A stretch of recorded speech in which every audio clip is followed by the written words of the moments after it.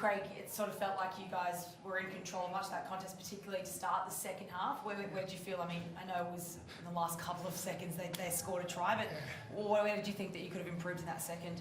I thought when all the discipline issues started arising, I didn't see the difference between us and them there, but we're on the wrong end of that. We just needed to handle that period better.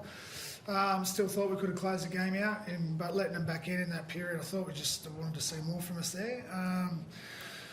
A really strong performance leading up to that point, but not good enough from that point on. So there's a good lesson that we'll have to pick up out of that and know what to do a little bit different next time. But how much were you expecting the Warriors, considering what they were playing for, and Sean Johnson to come out with that emotion in the second half? That you expected to throw everything at you?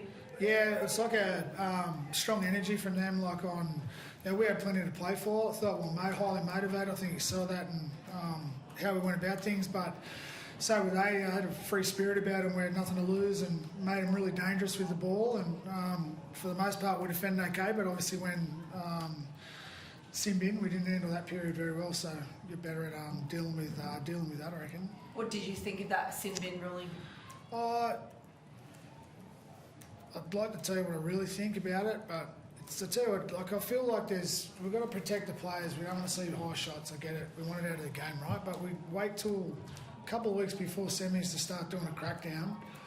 The game was a disaster. That period. It was just stop start, and then gamesmanship starts to come into it, right? Like, how bad are they? Are they hurt? They stay down? Well, we all know what we're doing there, but it's like we wait till this part of the season to really crack down on it. It's just stopping and starting game after game after game. Like, we want to see our semis. We want to see good footy. This is the time of year we should be tuning in, letting the game flow, you know? So I'm all for the protection of the players, but there's a balance on how bad are they and significance, in my opinion.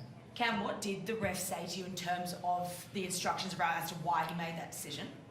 The dialogue was that there had been a few high shots beforehand, so something had to be done about it. So, it's frustrating because you probably struggle to see the consistency, and every tackle's different. Now, I thought as much as he just got hit in the head, I thought there was a bit of sort of falling of body position into it, and as a rugby league player, you're taught to play hard and things happen, and that gamesmanship, it's tough to take, but at the same time though, it's not an excuse for us.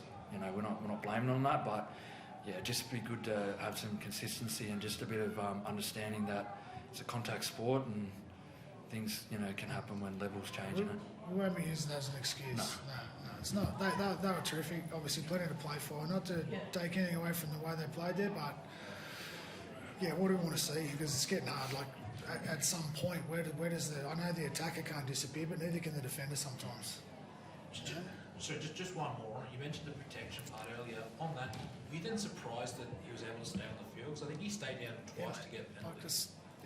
You guys, you should be picking up on it. Like, it is what it is. Again, I don't want to take away from their performance or anything. I'm not putting it on them. I just think it's happening in every game. It's not just this game, but it's happening. It's going to get tricky. But we want to see the game fly. We want to see it. We want to protect the players as well. So where the balance is, that's not my job to do. But we need to look at how we're tackling too. Where to get that right.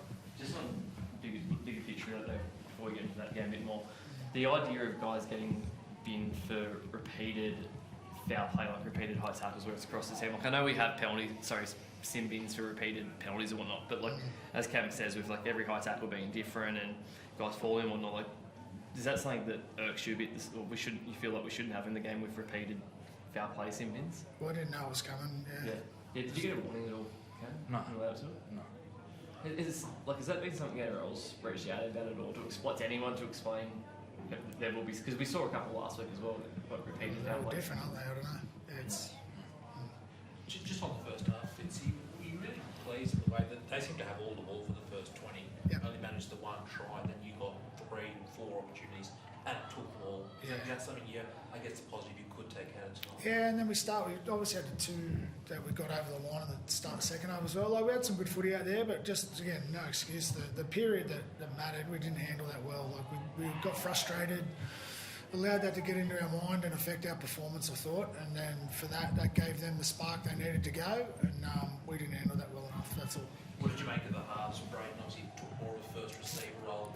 Nico to just sort of ease back, but play that second receiver role. How do you think they combine? Is that what you wanted to see Nico's return?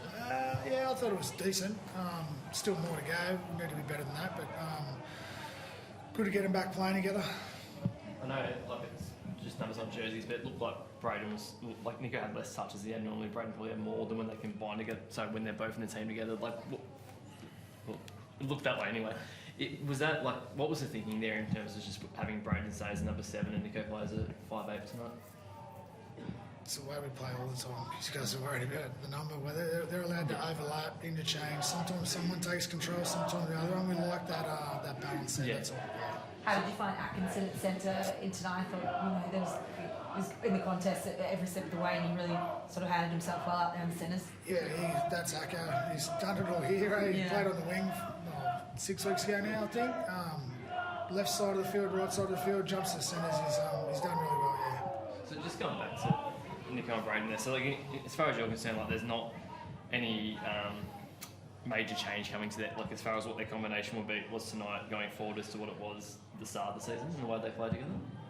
I'm not going to discuss that here. No, We fair want the enough. game plan and how we play and how we set up. What are we Just- doing here? No, we're just happy to get them back. They'll complement each other. They'll both play to their strengths and play to our team, but we want them to connect a little bit more. But we'll have to work on that, yeah.